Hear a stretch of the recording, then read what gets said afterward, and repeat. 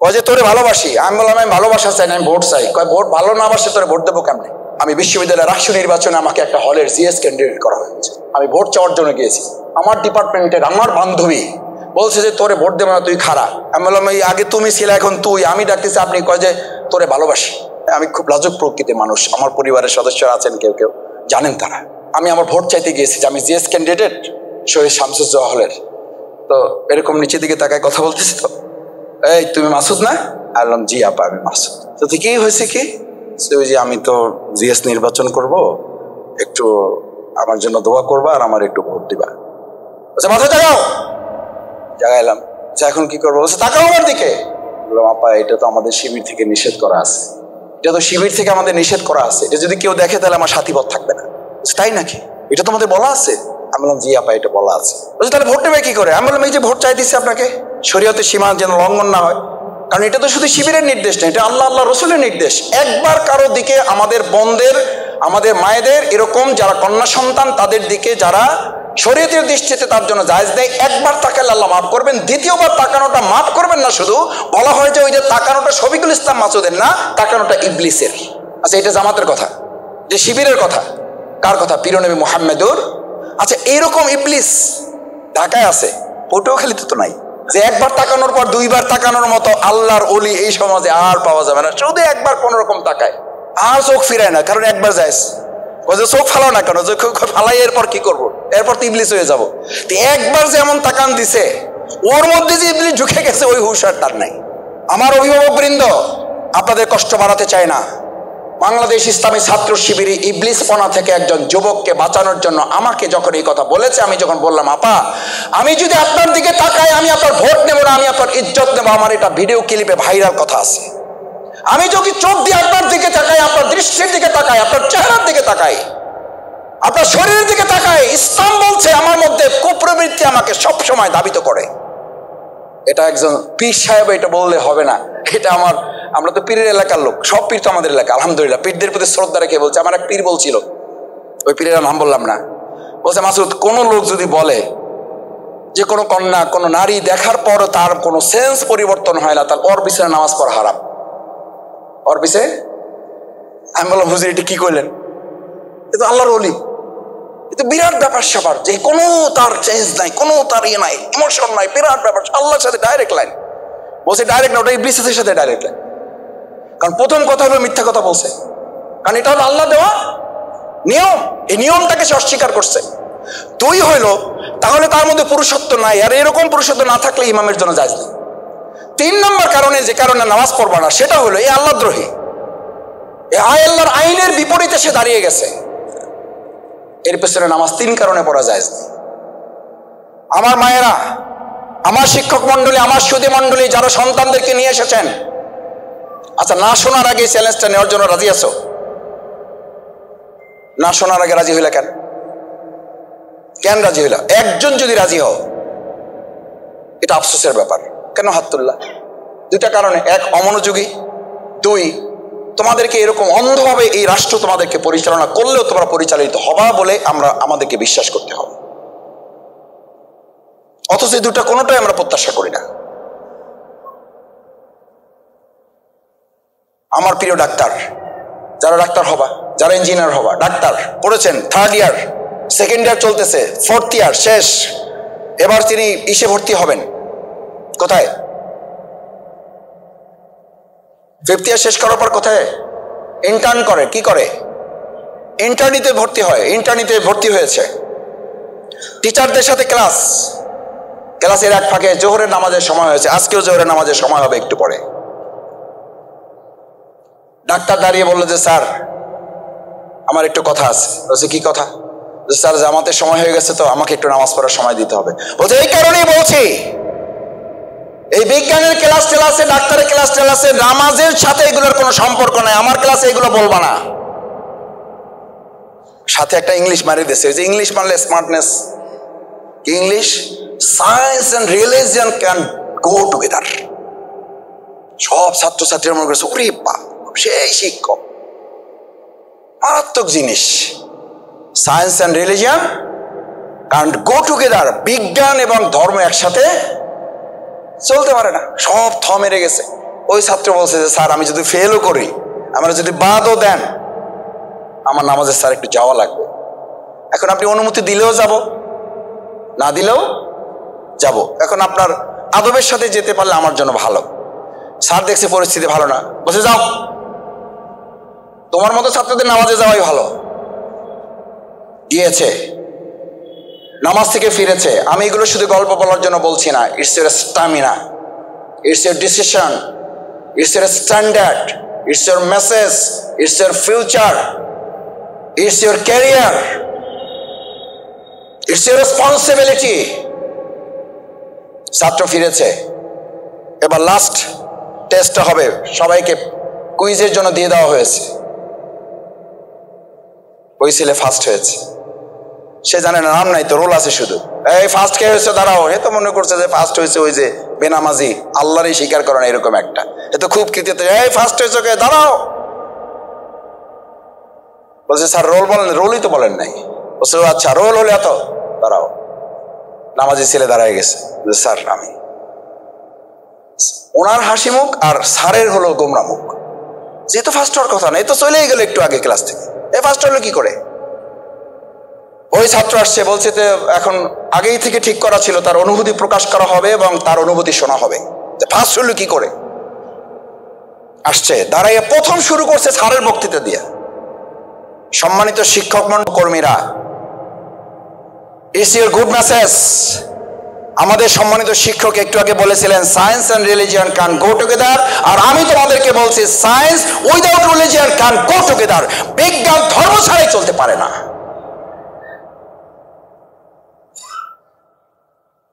Sir বলেছিল science and religion can go together, আর ছাত্র ওই ক্লাস থেকে নামাজ পড়ে এসে ফার্স্ট হয়ে বলল, মেসেজ দিল, প্র্যাকটিক্যালি মেসেজ দিল, science without religion can go together.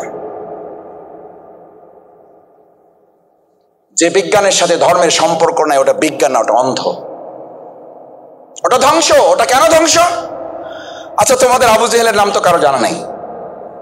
আচ্ছা এই লোকটার নাম কি আবু জেহেল ছিল? এই লোকটার নাম কি ছিল? আবুল হেকাম। শুধু বুদ্ধি না, বুদ্ধির বাপ। আচ্ছা বুদ্ধির বাপ মূর্খের বাপ হইলো কেন বলো?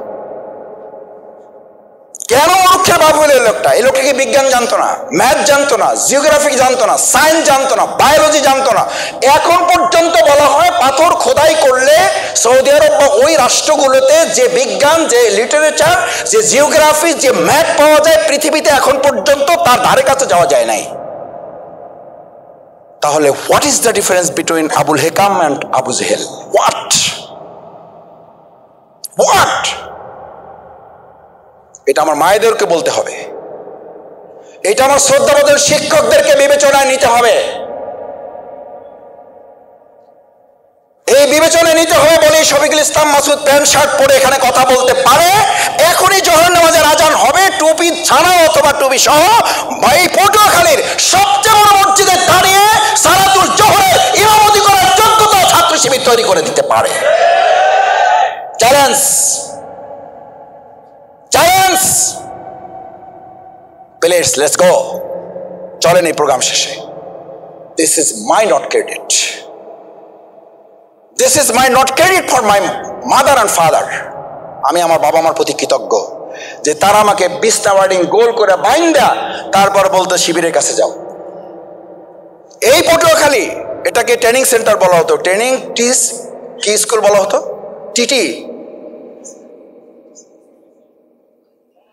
ক্লাস 9-এ পড়া থাকতে ডোনাবেন স্কুলে এসে আমি আমার বাবা মা এইরকম গোল বিছনা ওয়ার্ডিং বাইন্দা গোল করে দিত যে তোমার মাদ্রাসা তোমাকে ইসলাম শেখাবে, আর ছাত্র শিবির যা পেয়েছি, যা যতটুকু জেনেছি, এই ছাত্র শিবির তোমাকে জান্নাত উপযোগী মানুষ বানিয়ে দেবে। যাও যাও, গো টু শিবির।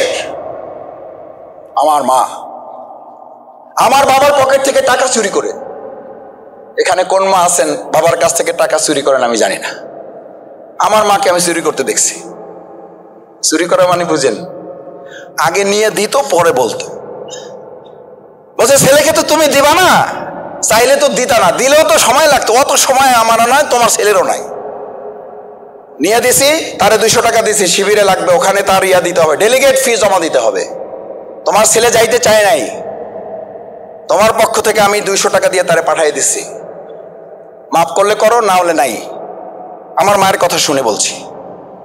এই মাকে বলা হয়েছে please give me a good mother, I will give you to great nation.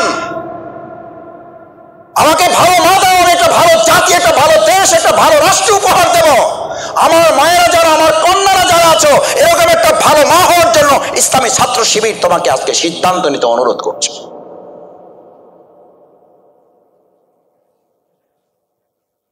This is ইসলামী ছাত্র শিবির। ছাত্র শিবির শুধু তোমাকে এখানে একটা বক্তৃতা শোনাতে আসে নাই। ছাত্র শিবির, তুমি ডাক্তার হবা, তোমার জন্য রেডি আছে কোচিং, চলো, দরজম মুক্ত। আমাকে ফোন করে, মাসুদ তুমি আমাদের বাউফলের ছেলে না? আমি বললাম জি আপা বলেন। এই যে আজকে আসতে আসতে আমার ফোনে একটা ভয়েস রেকর্ড আছে, কান্না, কেঁদে কেঁদে ফোন করেছেন, আমাকে বলছেন যে আপনার সময় হবে না আমি জানি, এই জন্য ভয়েস মেসেজ দিয়ে রাখলাম। কাঁদছেন, ভাই দেশটার কি হবে ভাই? আমি বললাম কেন আপা কি হয়েছে? আমি শুধু একটা রিপ্লাই দিয়ে রাখছি, কেন কি হয়েছে? কি হয়েছে জবাব তার 1 মিনিট 43 সেকেন্ড। ভাই আমাদের কোনো উপায় নেই, আমরা শেষ। এই যে শেষ, সব জায়গার মেসেজ, সব জায়গার মেসেজ শেষ। আচ্ছা তুমি বলো, এই শেষ যেখানে আইএমএ জাহিলিয়া যখন শেষ হয়েছিল, সেই সব শেষের জায়গা থেকে, ফুল স্টপ থেকে আলোর যাত্রা শুরু করেছিল ইসলাম না মানুষের তৈরি করা মতবাদ? এটা নিয়ে তোমার যদি কোনো বিভেদ থাকে, কোনো আর্গুমেন্ট থাকে, কোনো ডিবেট থাকে, কইরো, কোনো অসুবিধা নাই। খুব সিম্পলি বুঝো, খুব সিম্পলি বুঝো, যেখানে অন্ধকারের শেষ, যেখানে আমাদের কন্যাদেরকে জীবন্ত কবর দেওয়া হতো, কি আফসোসের ব্যাপার না? সেই আবু জেহেলের উত্তরসূরিরা এখন বলে ইসলাম ক্ষমতায় আসলে, ইসলাম যদি আবার প্রোভাইড করে, তাহলে আমাদের মেয়েদের নাকি ঘরে আটকায় রাখা হবে। কত বড় আস্পর্ধা থাকলে এই কথা কেউ বলতে পারে? অথচ এই কন্যাদেরকে যখন জীবন্ত কবর দেওয়া হতো, পুড়ে ফেলা হতো আগুনে। একটা ঘরে মেয়ে জন্ম নিলে, যে অন্ধকার আইএমএ জাহিলিয়া যুগে, আবু জেহেলের যুগে, যখন একটা কন্যা সন্তান জন্ম নিলে 3 দিন 4 দিন 7 দিন সে তার বন্ধু বান্ধবদের সাথে মুখ দেখাতো না, তাকে সমাজ থেকে বহিষ্কার করা হতো। তোর কন্যা হয়েছে, তুই এখনো জীবন্ত কবর দেও নাই। দিস ইজ ইসলাম। আর সেই ইসলাম এখন তোমাকে বলে ইসলাম আসলে তোমাদেরকে আটকে ফেলবে। এখন সেই ইসলাম নিয়ে তোমাদের মধ্যে ইসলাম ফোবিয়া, তোমাদের মধ্যে ইসলামের ভীতি ছড়ায়। ইসলাম আসলে তোমাদেরকে ঘর থেকে বের হতে দেবে না। আর আজকে তোমাদের এই প্রোগ্রামটাকে আমরা কোনো ঘরে করছি না বাইরে করছি, মানে তোমাদের ঘরে না বাইরের জগতে? তাহলে একটা করতালি দিয়ে তাদেরকে একটা প্রতিশোধ জানাও, জানাও জানাও যে ছাত্র শিবির আমাদেরকে ঘর থেকে এখানে ডেকে নিয়ে এসেছে। আর একটা কথা বলি, কিছু মনে করো না, তোমরা তো আমাদের কন্যার মতো। এখানে ঢোকার সময় তোমাদের যার নেকাব আছে তাকে বলা হয়েছে আসসালামু আলাইকুম, আপনাদের আমাদের খুব দরকার ছিল, কারণ নেকাবওয়ালা লোকই আমাদের টার্গেট। আসেন, যার নেকাব নাই একটু এদিক ওদিক আছে, এই পাশে দাঁড়ান, দাঁড়ান, এটা শিবিরের প্রোগ্রাম, জেনেও আপনি অবস্থায় এসেছেন, ভারী অন্যায় করেছেন। আপনার বাবা মা কোথায় ডাকেন, শিক্ষক কোথায় ডাকেন? এতটুকু হুঁশ বুদ্ধি নাই, শিবিরের প্রোগ্রামে আসছেন। এই কথা বলা হয়েছে, এরকম একজন লোক দাঁড়াও, দাঁড়াও। একজন অভিভাবক বলেন ছাত্র শিবির আমাদের সাথে অন্যায় আচরণ করেছে, করেছে, আমিও করেছি, আমিও করেছি। আমার ভাইয়েরা, আমার বোনেরা, আমার মায়েরা হাসার জন্য এটা বলে নাই, একটু যোগ করলাম। বেসিক্যালি আমার ভিডিও পাবেন এটা। আমার ওই বান্ধবী বেঁচে আছে, সে সরকারি একটা জব করে, আমি এখানে করি, মাঝে মধ্যে দুষ্টমি হয়। আমি বলি যে তোমরা তো এসিতেই থাকো, আমরা ওই রাস্তায় ছিলাম, এখনো রাস্তায় আছি। কয় স্যার কি করতে হবে বলেন? এমন হে মনে করছে আমি এমপি মন্ত্রী টন্ত্রী হয়ে কি যে একটা করে আলাপ। কয় যে স্যার কি করতে হবে বলেন? কিছু করতে হবে না, ওই সময় একটা ভোট দিতে চাইছিল, দিতে পারো নাই, কারণ পরে রাষ্ট্রীয় নির্বাচনটা বন্ধ হয়ে গেছে। বলেছে এই কারণে, সে তখন বলেছিল তোরে ভালোবাসি, শুধু তোরে ভোটও দেবো, তোরে ভালোবাসি, কারণ যে আমার ইজ্জতের সুরক্ষা দেবে সেই হচ্ছে আমার ভাই, তাকেই ভালোবাসা জানতে হবে। সেই অমরই বলল, ওই মহিলা থরথর করে রাস্তায় কেঁপে পড়ে যাওয়ার অবস্থা। কিন্তু হিস্ট্রি কি বলে?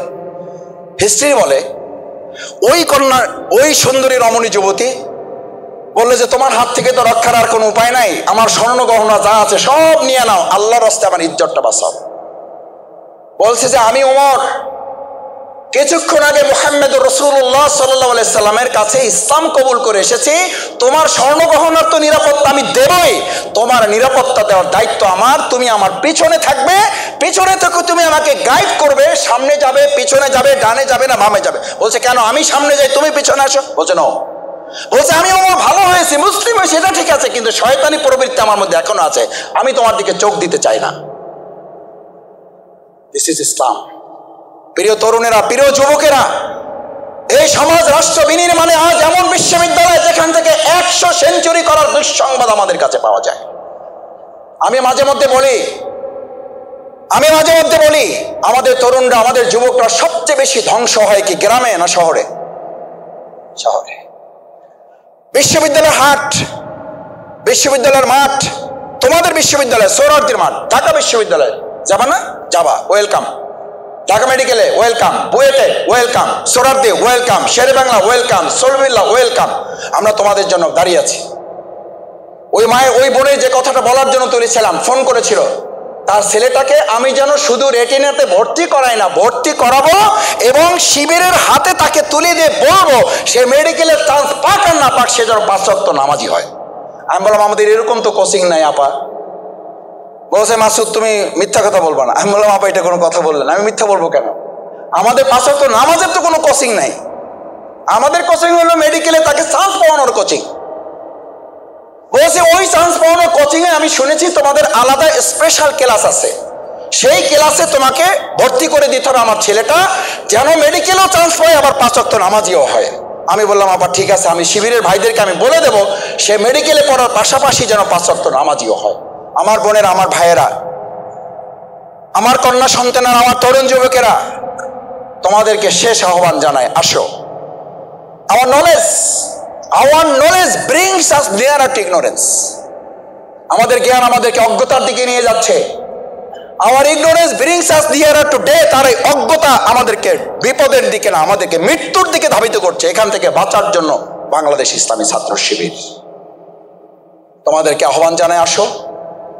বাংলাদেশ ইসলামী ছাত্র শিবির আজকের এই সমাজের জন্য একটা পরিপূর্ণ বিশ্ববিদ্যালয়ের নাম। সেই বিশ্ববিদ্যালয়ে তোমাদের সবাইকে ভর্তি হওয়ার জন্য না, সেই বিশ্ববিদ্যালয়ের সাথে সম্পৃক্ত থেকে সৎ, যোগ্য, দক্ষ নাগরিক বিনির্মাণ করা। আজকের উপদেষ্টারা, প্রধান উপদেষ্টা, অন্যান্য উপদেষ্টারাও স্ট্যাটাস দিচ্ছেন না, শুধু এই আপনাদের মিডিয়ার সামনে বলছেন ভাই ভালো কিছু করতে চাই, ভালো কিছু হাতে নাই, ভালো কিছু করতে চাই, ভালো কিছু হাতে নাই। যাদেরকে দিয়ে কাজ করাবো তারা আকণ্ঠ দুর্নীতিতে নিমজ্জিত। What can I do? You have to do. আমরা তখন বলেছিলাম একটাই দায়িত্ব, সেটা হচ্ছে সৎ এবং যোগ্য দক্ষ লোক তৈরি করা। আমি শেষ কথা বলি, এই মোবাইলে তুমি সার্চ দাও, আজকে ক্যারিয়ারের কথা আলোচনা ঘন্টার পর ঘন্টা করতে পারো। মায়েরা বাবারা ভালো করে খেয়াল করেন, আপনি ডাক্তারের জন্য এখন এখানে অনলাইনে সার্চ দেন, কত ডাক্তার লাগবে, কত অভিজ্ঞতা লাগবে, কত চিকিৎসা লাগবে, সব এখানে পাবেন। সার্চ দেন, এখানে বসে পাবেন। আপনাকে এখানে লাইভে শোনাই দেবে আপনার জ্বর হয়েছে, কাশি হয়েছে, ক্যান্সার হয়েছে, যক্ষা হয়েছে, হাম হয়েছে, করোনা হয়েছে, আপনি এইটা করেন। আচ্ছা এখন সার্চ দেন, গুগলে গিয়ে বলেন ভাই গুগল আসসালামু আলাইকুম, আমার বাউফল পটুয়াখালী উপজেলা পরিষদ জেলা কার্যালয় পটুয়াখালীর পৌরসভা পরিচালনার জন্য আমার 5 জন সৎ, যোগ্য, দক্ষ মানুষ দরকার। যদি বিশ্বাস না হয় আমার আইটি এক্সপার্ট এখানে আছে, যাও সার্চ দিলে সৎ মানুষ দরকার, 5 জন সৎ মানুষ দরকার, 3 কোটি টাকা দেবো, লিখে দাও, সার্চ দাও গুগলে। ওই ব্যাটা তোমাকে নিয়ে যাবে ক্লাস 7 সততার ক্লাস। তার মানে হচ্ছে গোটা পৃথিবী তথ্য প্রযুক্তিতে অনেক দূর চলে গেলেও সততার জায়গায় এখন পর্যন্ত গুগল আছে। কোন ক্লাসে? কোন ক্লাসে গুগল? বিশ্বাস না হলে এখন সার্চ দাও, বাড়িতে গিয়ে সার্চ দিয়ে দেখো। এই জায়গায় গুগলকে অতিক্রম করে ইসলামী ছাত্র শিবির এই দেশ পরিচালনায় 2 জন মন্ত্রী উপহার দিয়েছিল। তারা বলেছিল আমরা 3টা মন্ত্রণালয় চালিয়েছি, 2 টাকার দুর্নীতি করেছে, প্রমাণ করতে পারলে আমরা এখান থেকে চলে যাব। This is Bangladesh, this is Bangladesh ইসলামী ছাত্র শিবির। এটা হচ্ছে ছাত্র শিবিরের অর্জন। আসো সেই অর্জনে তোমরা যখন আরো মিলিত হবে তখন আমরা সমৃদ্ধ একটা বাংলাদেশ বিনির্মাণ করতে পারবো। সেই সমৃদ্ধ বাংলাদেশ বিনির্মাণে তোমাদের সাথে আমরা যাত্রী হতে চাই। আমরা তোমাদের সাথে নিব না, তোমরা যাবে, তোমাদের পিছনে আমরা হাঁটবো। সেই বাংলাদেশের নেতৃত্ব তোমরা দেবে, সেই প্রত্যাশা ব্যক্ত করে শিক্ষক মন্ডলী, অভিভাবক বৃন্দ যারা আছেন সবাইকে ধন্যবাদ জানিয়ে আমার কথা শেষ করছি। আল্লাহ হাফেজ। বাংলাদেশ জিন্দাবাদ, ইসলামী ছাত্র শিবির জিন্দাবাদ।